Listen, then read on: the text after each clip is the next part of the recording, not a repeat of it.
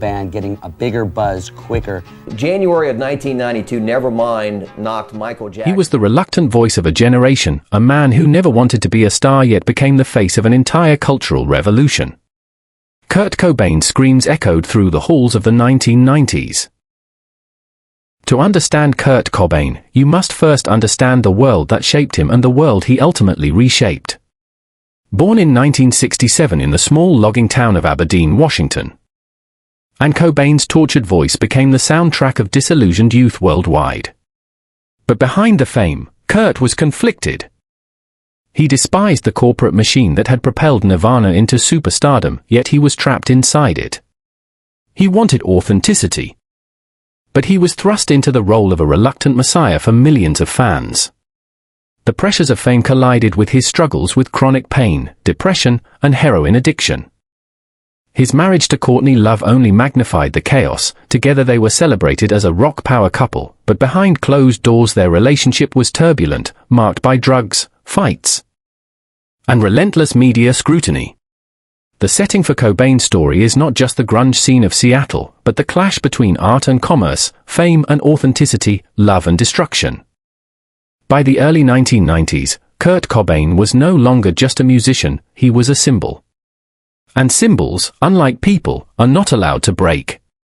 For Kurt, every song, every performance, every public appearance carried the weight of someone who wanted desperately to be heard, yet just as desperately wanted to disappear.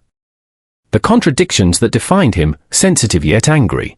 But with that rise came a fall that unfolded almost as quickly. Cobain hated being labeled the voice of a generation. He never wanted to be an idol, yet everywhere he went, he was treated as one. Interviews revealed his discomfort, his sarcasm, and his disdain for the commercialization of grunge. Nirvana was supposed to be raw and underground, not packaged and sold by the very industry they had rebelled against. Yet, the more he resisted, the more famous he became. His marriage to Courtney Love in 1992 only added fuel to the fire. Together, they were a tabloid obsession, two chaotic souls bound by love, drugs, and fame. The birth of their daughter, Frances Bing Cobain, should have been a turning point. But instead it became another source of scrutiny. When Vanity Fair published an article alleging that Love had used heroin while pregnant, the media frenzy was relentless. Child welfare services even investigated, threatening to take Frances away.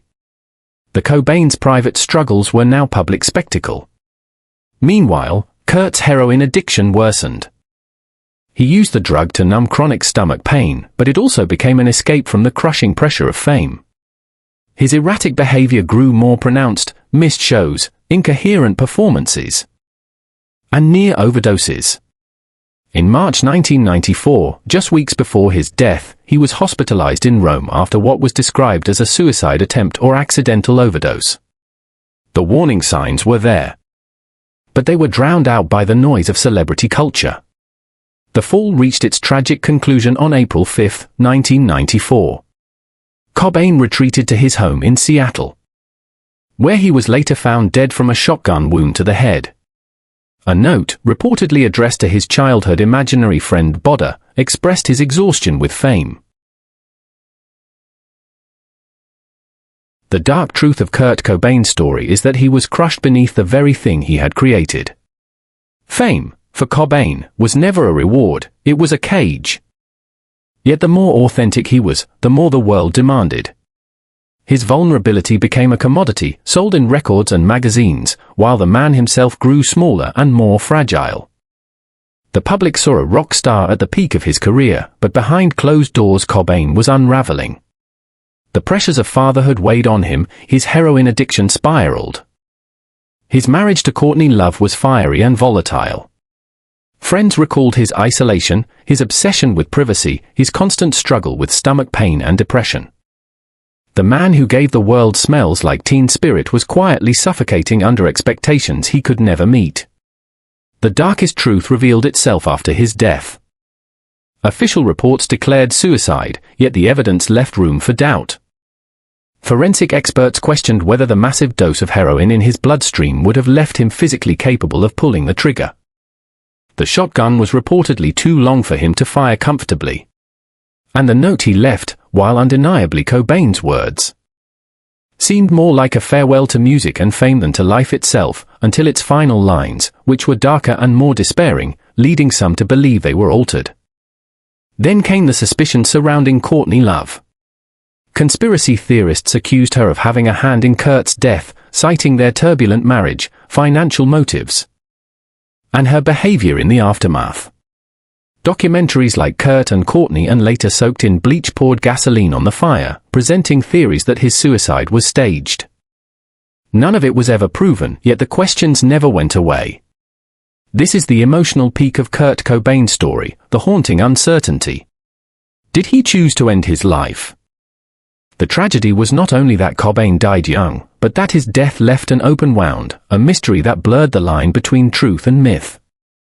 The world remembers Kurt Cobain as a martyr of authenticity, but his real story is far more complicated. He was a husband, a father, a friend, and a fragile human being whose pain was amplified by the spotlight. And whether his end was self-inflicted or engineered, it revealed the darkest truth of all. That fame can devour the very souls it claims to celebrate. Helped them sell a lot of records, but it made MTV very successful. How important is MTV in determining what not only America, but what the rest of the world gets to even hear? What do you think? At Hidden Fame, we believe Kurt Cobain's story is not just about a rock star lost too soon, it is about the unbearable weight of fame and the destructive nature of an industry that consumes its own. Cobain never asked to be the voice of a generation, yet the world insisted on making him one. His music was raw, honest, and deeply personal, but in the hands of the media and the masses, it became a burden too heavy to carry.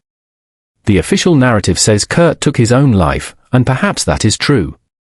He was a man battling depression, addiction, and physical pain, while also enduring the pressures of fame and a troubled marriage. But the lingering doubt surrounding his death cannot be ignored.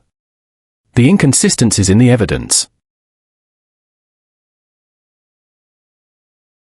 Kurt Cobain's story ends in tragedy, but his voice has never been silenced. Decades later, his music still resonates with the same raw intensity, echoing through headphones, concert halls. He is a martyr for authenticity, proof that you cannot commodify the soul without breaking it.